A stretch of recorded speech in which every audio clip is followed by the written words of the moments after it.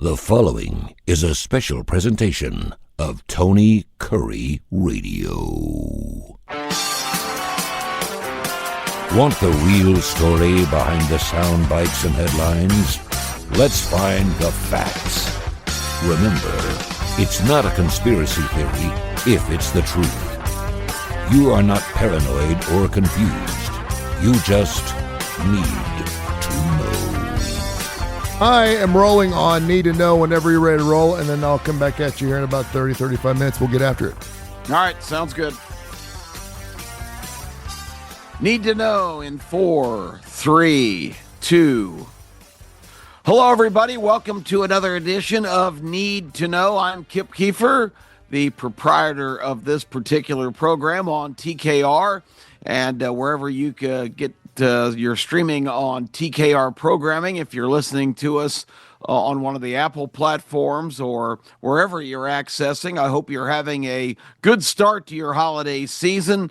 We are really in high gear now. I always think it's ridiculous that you start seeing Christmas trees and lights and decorations right before Halloween. I think that's a little premature, but as I come to you on this morning in December 8th, it is probably very appropriate to be lighting trees and decorating yards. I look at some of my neighbors. These are people I don't even see. I think they might live under their house in some kind of secret bunkers. I've got neighbors on both sides that I don't ever see them outside. Not that I spend a lot of time out in my yard doing anything or hanging out in the front yard, except to go to the mailbox. But I don't see these people.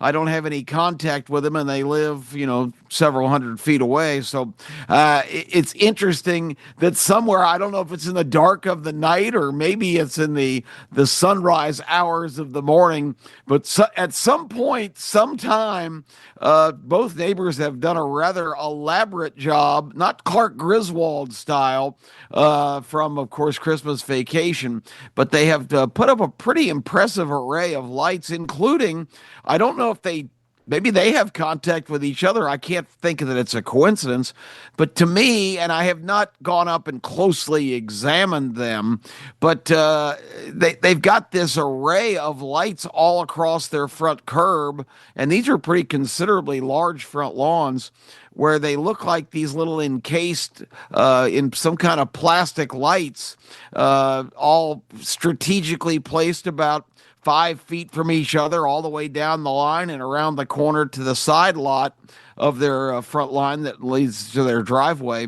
But the bottom line is very impressive. I don't know when this happened.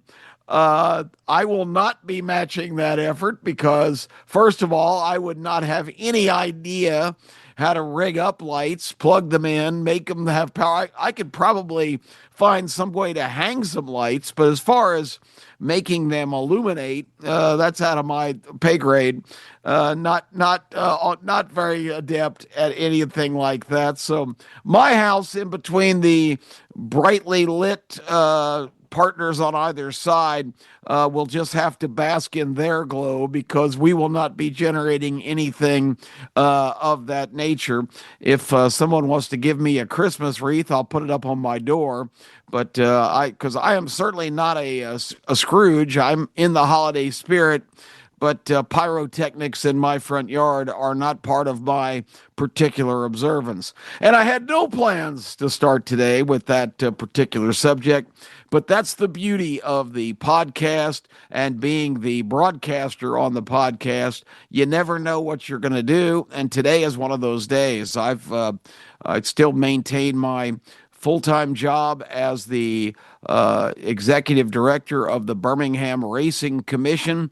We oversee the Birmingham Racecourse Casino, who has had a sensational year, produced a bunch of revenue for the state tax base and for what is in the state constitution, a statutory law that any excess of tax wagering fees that my agency collects is distributed to a list of about 18 different entities at the end of the year based on the percentage set forth in that statute. And we are going to have right at $6 million to pass out to all the recipients this year, which pretty strong thing for an entertainment complex to provide to the city of Birmingham, a lot of local universities, municipalities, the city of Birmingham getting over $1 million in revenue. So really one of the good aspects of having a quality entertainment entity in your city is this distribution of funds, which for a long time when we were just doing racing only, and the wagering fees that we collected were just enough to keep our lights on and keep us regulating the product. We didn't have very much money, if any, each from year to year to distribute. So the casino business has been very lucrative for the city of Birmingham and all the surrounding areas,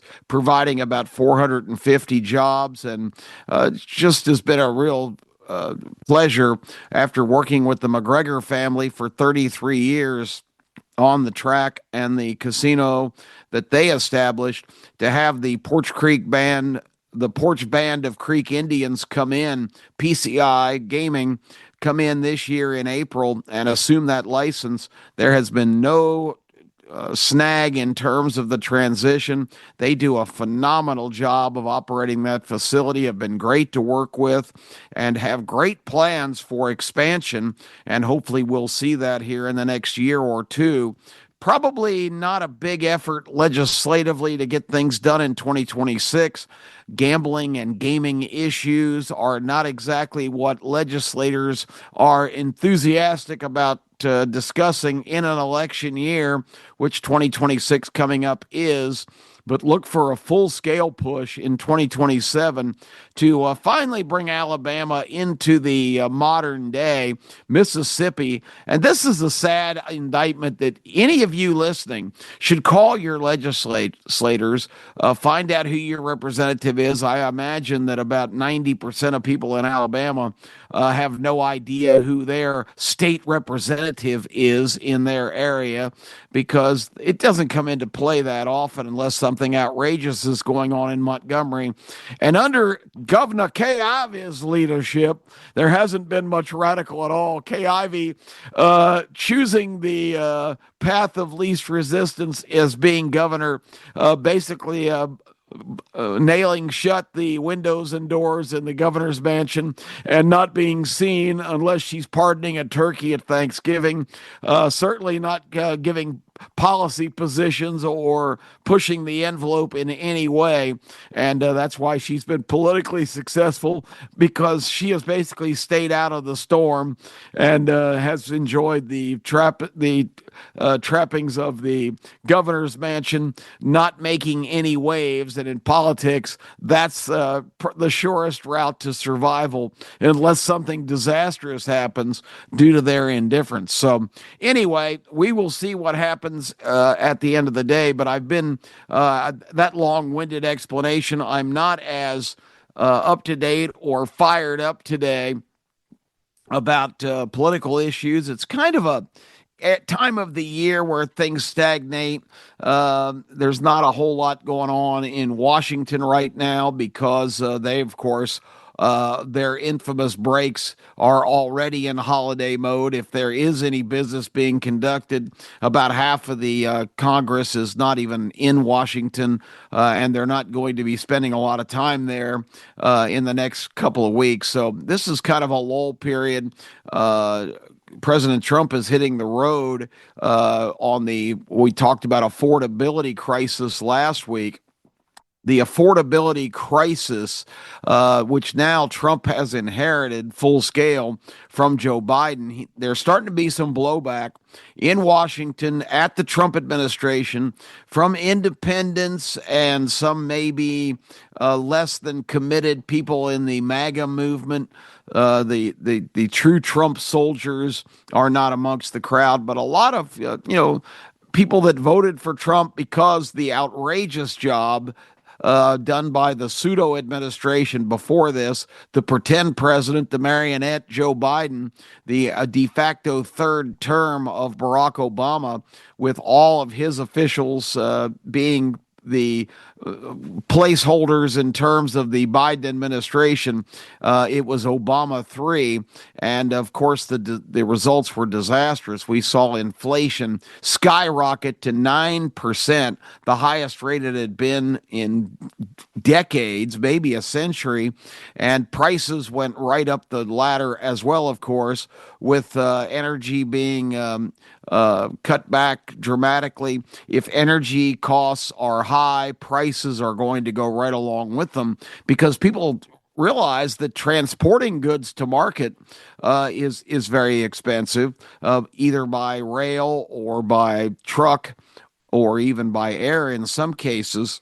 But you have to consider the price of high energy cost on manufacturing of goods is a considerable factor as well. So with the cutback, the whole myth of this cataclysmic climate change and all the hysteria about cutting back fossil fuel production, no building of additional refineries, all of the decisions made to kowtow to the environmental wing of the radical leftist movement in the Democratic Party had terrible consequences on you and me and all the American consumers, where we had to go to the grocery store and pay 25 or 30% more for our standard items we picked up.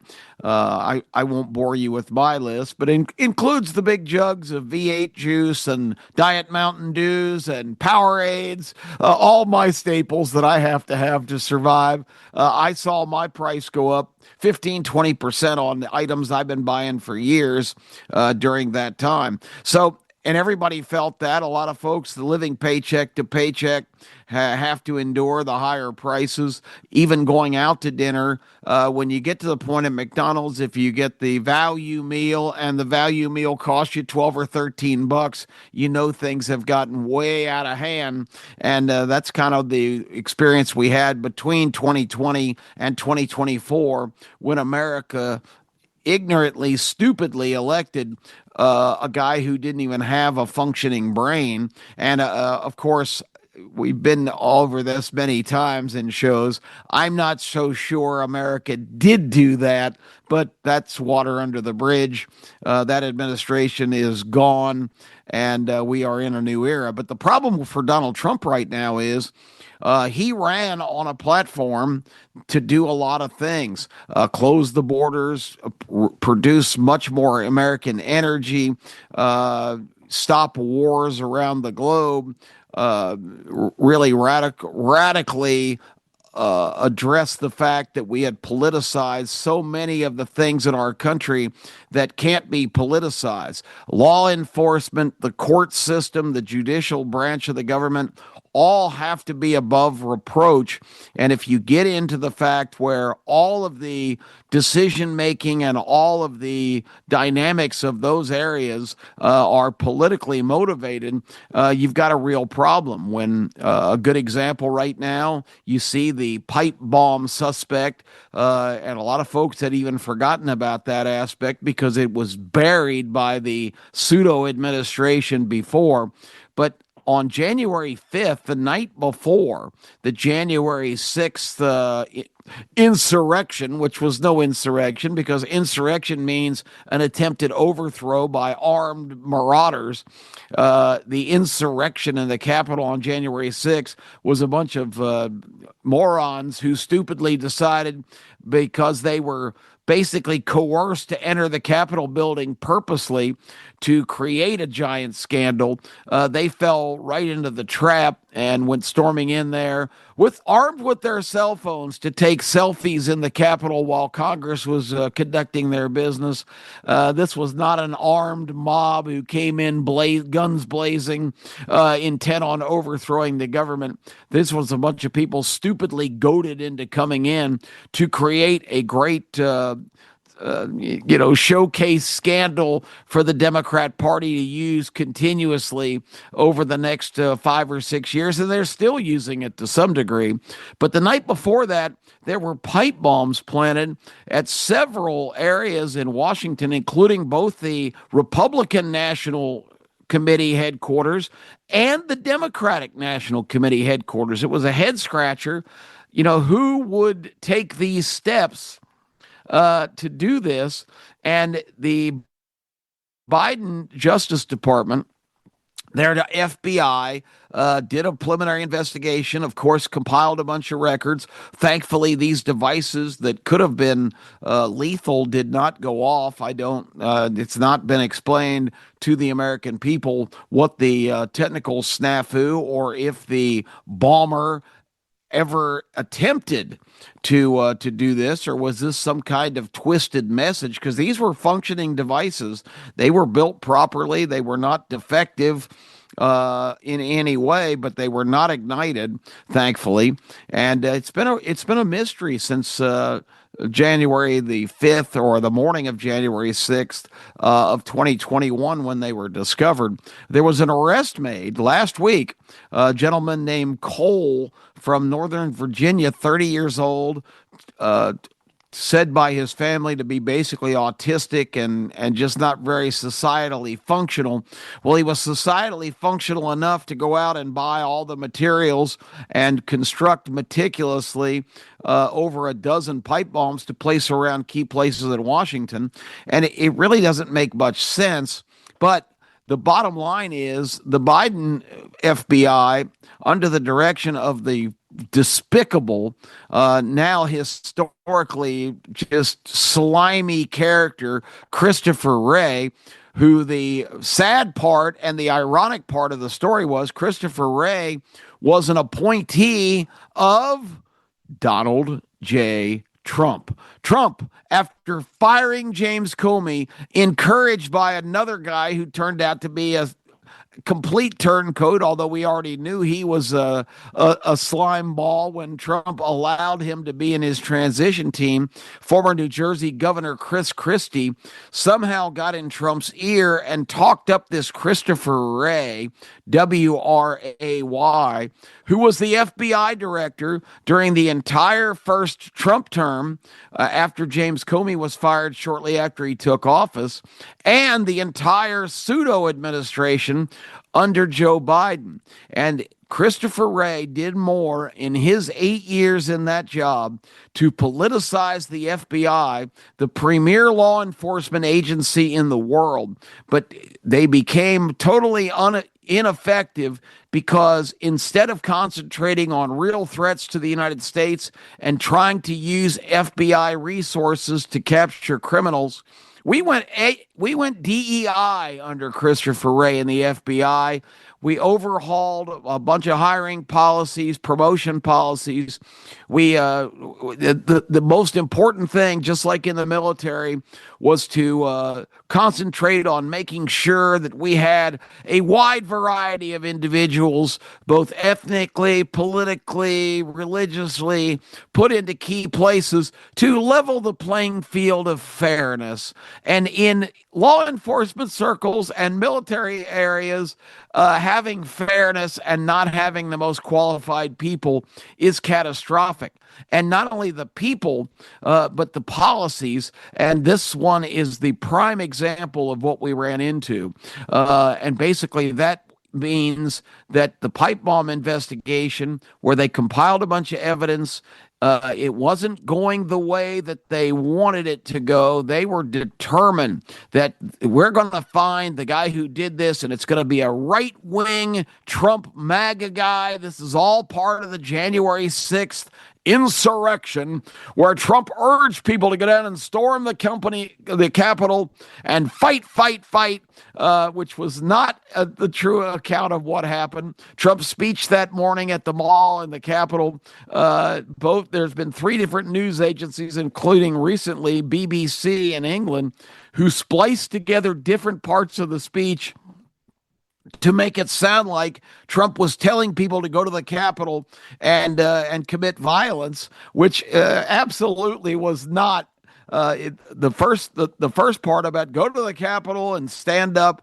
show your support for the brave people that are fighting for our country, that are inside doing the work, basically giving the go ahead to go down there and peacefully protest and also show support for Republican colleagues who were disputing election results.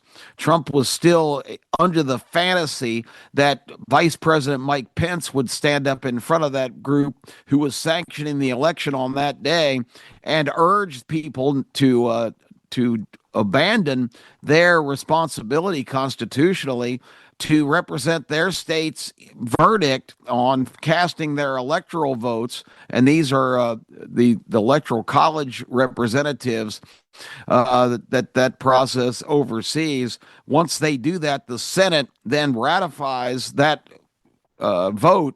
And he was hoping and urged Pence to not accept the vote of the Electoral College, and of course that would have been a constitutional violation of the duties of the vice president, who is the sanctioning presidential entity in the Senate. The vice president is president of the Senate, breaks all ties, and runs the business there. So Pence did the right thing. He didn't bow to that. And Trump, was criticized, as he should have been, because at that point, that would have been a stupid and senseless gesture that would not have been upheld by the court, and probably would have prevented Trump from winning a second term 4 years later, as we know happened in 2024. He probably, if Pence had followed that directive, his political career would have been all but over, because he would have gone down as the sorest loser of all time. Although there is certainly enough data and evidence that Trump wasn't wrong, but at that point the game was over. The ship had sailed. That was just a stupid idea to urge Pence to do that. But they took another part in the last 5 minutes of the speech, talking about how every American needs to rise up and fight, and splicing those two together, that led to a narrative by the extreme left that Trump had urged people to go down and violently attack the Capitol, which was not the case.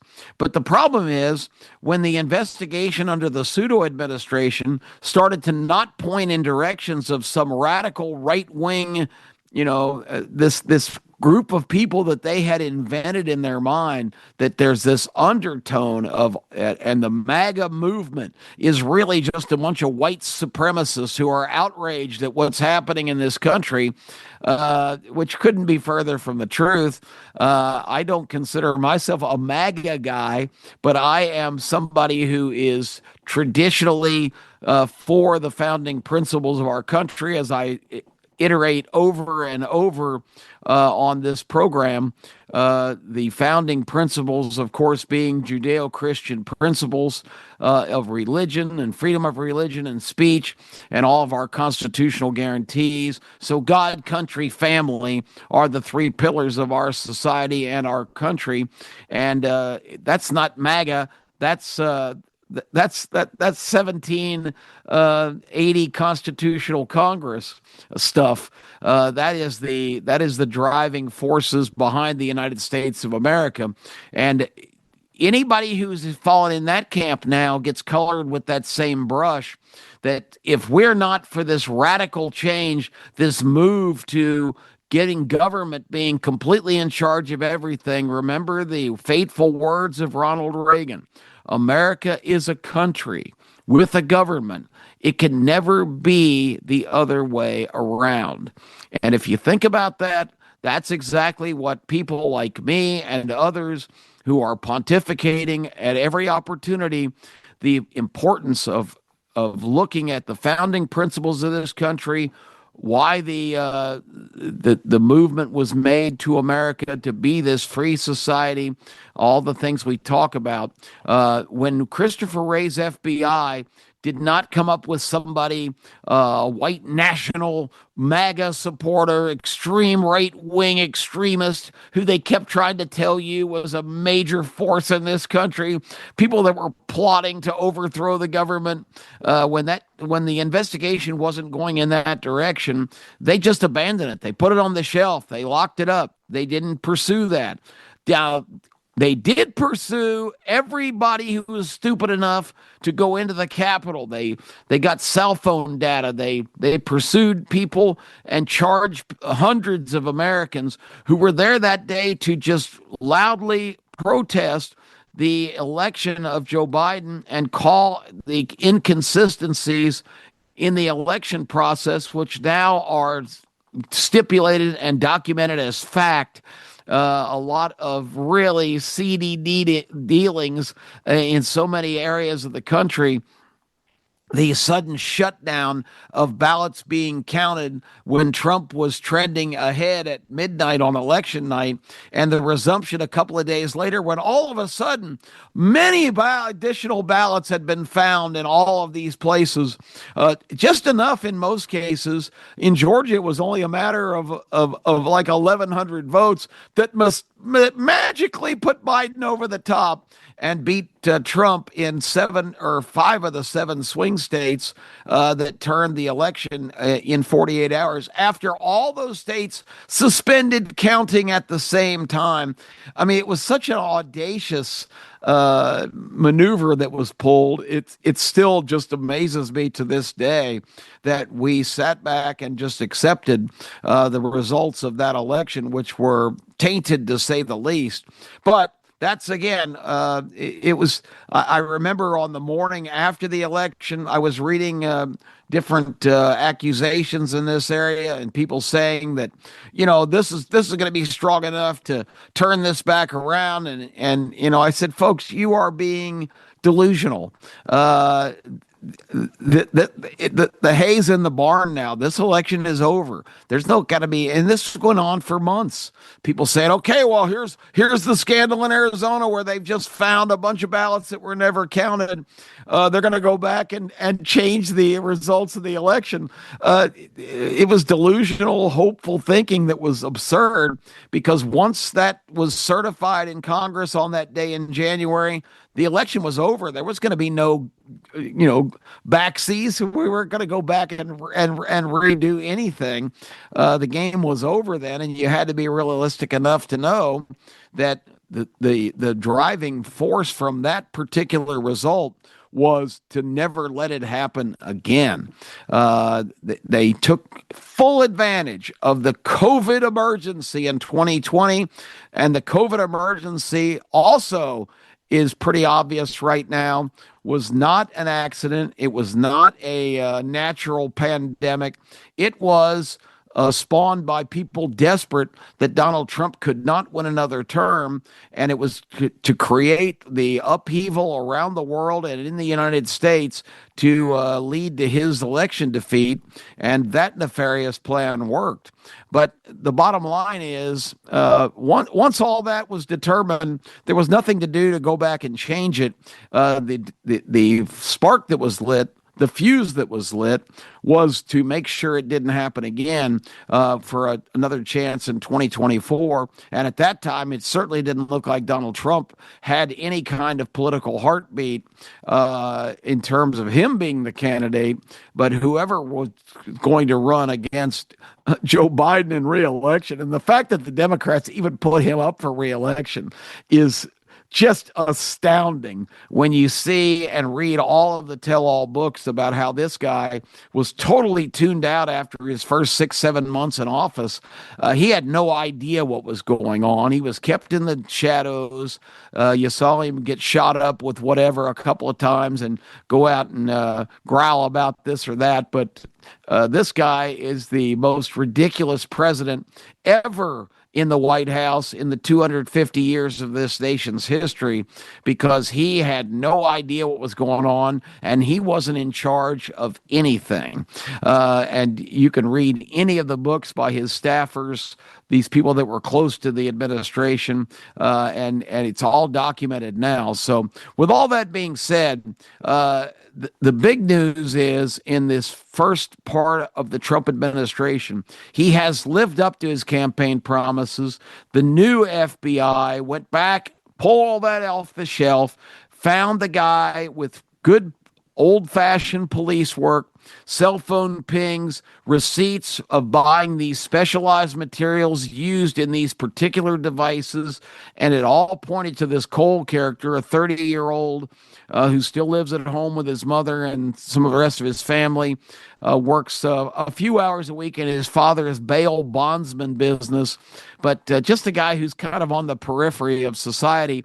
No real indication yet politically what he's all about. And that's kind of consistent with the explosives being put at both the Republican and Democrat headquarters, that there are guys like this. And it's emerging that the attempted assassin for Trump in Butler, Pennsylvania, Crooks, was also this kind of guy who was an avid Trump supporter in early social media posts when he was 19 years old, and just 6 months later he was declaring Trump the biggest despot ever, and somebody had to do something. But he also had on his list targeting key Democrat officials. So you get these people that are just kind of anarchists that just get so frustrated, but that they're not. It's so hard for Americans to conceive that people are not necessarily politically motivated, Republican, Democrat, right, left, red, blue. You get people that get to the point where everybody in authority, any government official, any kind of major leader, all becomes the target, the blame for everything. It doesn't necessarily go along party lines or philosophical or ideological lines.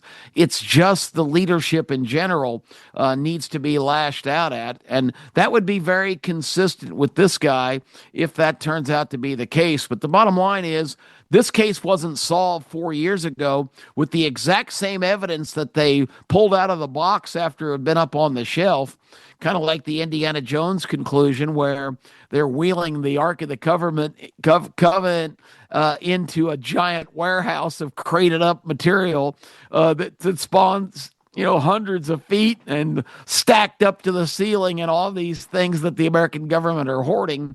The FBI was doing the same thing with this investigation. And when they pulled everything out, the solution to the crime was there.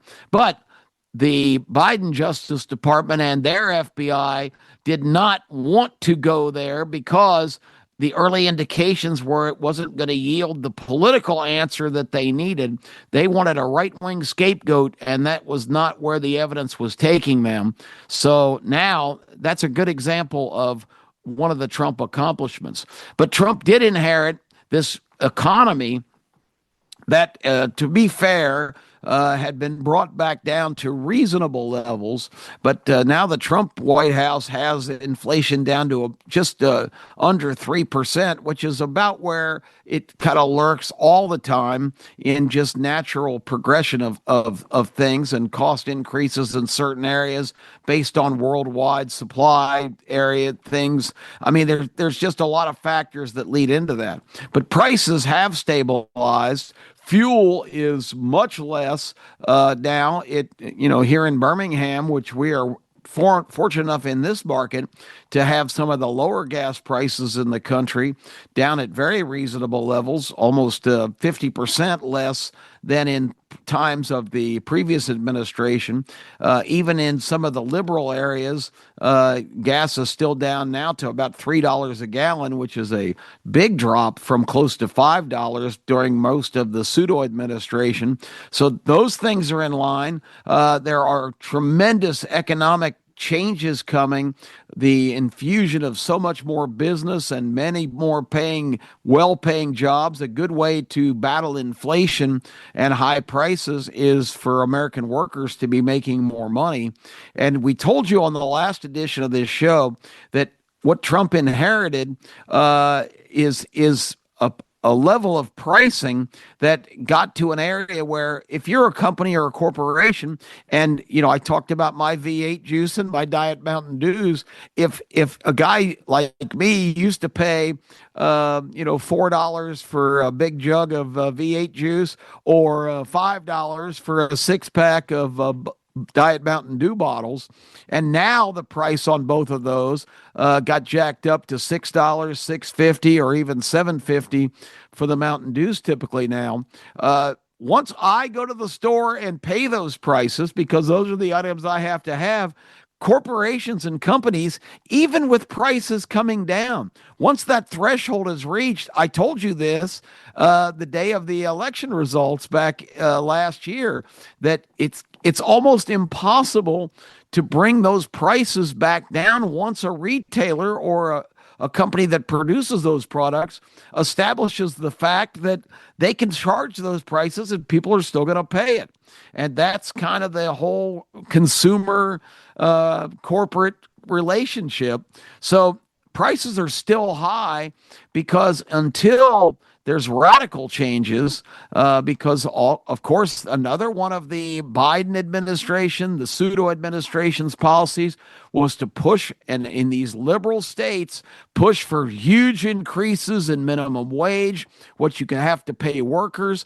All of those things add up to these prices being kicked up to another level. And once they're at that threshold, it's really difficult to get them to come back down. So that's what Trump is trying to deal with. He's hitting the road this week to go out and tout all the economic changes that are coming, to remind Americans that the big, beautiful bill prevented the biggest tax increase in history that would have hit on December 31st of this year at midnight. That is not going to happen now. Your income tax rates are going to stay the same. There's a lot of progress that's not being recognized in this first 8 or 9 months of this administration. And Trump's going to hit the road to kind of highlight that stuff this week. So that's the biggest political news that's going on. So not a whole lot to talk about, but to make you aware of some of those things are important things in need to know. And I gotta rant on one more subject before I leave here. It's kind of in the sports area, so I know a lot of you tune in for news and political observation, but I think this plays into the whole deal as well. Because, and again, I've already outed Trump for some childish behavior after the last election, although he had a right to be outraged because it was stolen. But, stomping your feet after the fact doesn't do any good. It just makes you look petty and small.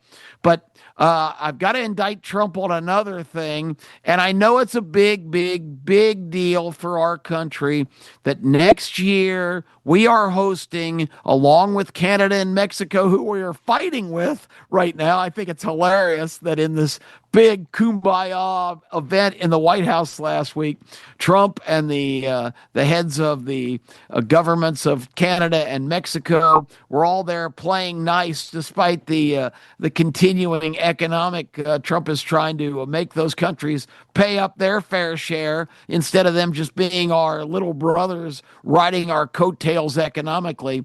And they have not received Trump's overtures very well. But we're bringing the World Cup to America, to North America, Mexico, U.S., Canada, hosting all of these countries from all over the world. Tens of millions of foreigners are going to come to the country, which we're used to because up until just the Trump administration started, we just let them come in for nothing. Now they're going to have to actually fly here and stay in hotels and spend money. And supposedly the economic impact is going to be huge for the World Cup, which is the great soccer tournament that invites the whole world. And, such a grand event. Trump can't wait, even suggesting that maybe we need to conform with the rest of the world and start calling it football. That's grounds for impeachment, folks. Trump can't suggest that. We can call American football something else. Absolutely not. Football in America is going to be football, the game we invented. We are not embracing soccer. I've heard my whole life since I was a kid, you just wait. Soccer is the most popular game in the world. It will be the most popular game in America. Shortly. Well, that was 5 decades ago. It's never happened, despite the fact that the globalists amongst us embrace the game. Now it drives me crazy. The bottom line, if I'm watching a football game, I'll see a bunch of soccer scores from Mexico and Europe. I don't care. I don't like the game. I don't embrace the game. It's not the beautiful game. It's the boring game. I laugh. Tony Kurre, the proprietor of this network, tells me the story of his good friend and a great guy, by the way, Al Del Greco, who was a Hall of Fame level kicker in the NFL and at Auburn University, trying to explain to Tony the love of soccer. And Tony said, well, nobody ever scores. And he says, Tony, you don't understand. It's not the scoring that's exciting. It's the chance to score. Well, I can tell you, watching the awful Ohio State-Indiana game, which was tedious to say the least, in a 13-10 basically a couple of drunks staggering around trying to score. Ohio State got inside the 5-yard line twice. It was not exciting watching them trying to score, and they didn't score. So it was kind of like watching a soccer game. Yankee football, a major endorsement. Of course, don't even get me started on the fact that despite the fact that Ohio State lost to Indiana in the Big Ten championship game, they still are the number 2 team in the tournament, which is absolutely ridiculous. Georgia wins the toughest conference in the country by far, played the most difficult schedule, 10 times more difficult than Ohio State, and still, as the SEC champion, the premier conference in the country, is number 3 behind Ohio State. BS, ridiculous, bias. The same people making those votes are the same people excited about the World Cup coming here for boring-ass soccer, and we're going to make a big deal about it. Trump actually said, because there's going to be over 100 games between the 3 countries, he said, this is the equivalent to having 100 Super Bowls in North America next year. Give me a break on that rhetoric. If Paraguay plays Australia, that's not the freaking Super Bowl. If Trinidad and Tobago is in the tournament and they're playing against, pick a country, Senegal, I don't care. That is not the Super Bowl. That is just a boring ass 1-0 or 1-1 soccer game. I'm not going to watch it. I'm not interested. And my final point, if the USA was even competent, if they even had a pulse in terms of being a significant player on the world stage in soccer, maybe I would actually open my eyes long enough to watch a little bit of the game. But folks, don't drink the Kool-Aid. I'm already seeing U.S. soccer commercials about them shocking the world, and this is their moment to step up on American soil and claim the greatest title in the world, the World Cup Championship. Ain't gonna happen. The USA sucks at soccer. The game sucks and we suck. And until the USA is a world stage player, I particularly loathe the whole concept of soccer, have no interest in watching it, and all this, brainwashing that the USA is a real contender in this thing. I don't believe it. We've never been before. We're no good at it. 335 million people in this country, and we can't find 25 guys who can run fast and kick the ball or stop the ball or whatever you have to do in soccer. We play like teams from this hemisphere in the pre-games and the preliminary games, like I just mentioned Trinidad and Tobago or Isle of Man or all these Caribbean nations that have like 700 people on the island, and they have better soccer teams or competitive soccer teams to the U.S. Until we don't suck at soccer. I have no interest in the game. I'm an American. I support American teams. We saw the miracle on ice in hockey where the U.S. won a gold medal. Until the U.S. men's soccer team, and we'll give the women credit, they have been good on the world stage, but it's women's sports, and I'm a Cro-Magnon. I'm not really into that either. But that's all my shortcomings, and I'll admit that. But the U.S. men's soccer program, who's had a revolving door of coaches, is not competitive on the world stage. They are not on the level of the major powers throughout Europe, and even Japan has emerged and some others. So until we are decent at soccer, I'm not going to pay any attention to it, and I may not pay much attention then. 104 Super Bowls? Come on, President Trump. Give me a break. That's absolutely ridiculous. It's great that it's coming here. I'm all for it, but don't just barrage me with information about how magnificent the World Cup's going to be from a sports standpoint, because it's not. The game sucks, and we suck, and that's all I got to say about that. I'm Kip Keefer. We'll be back next week with another edition of Need to Know. This has been a special presentation of Tony Kurre Radio.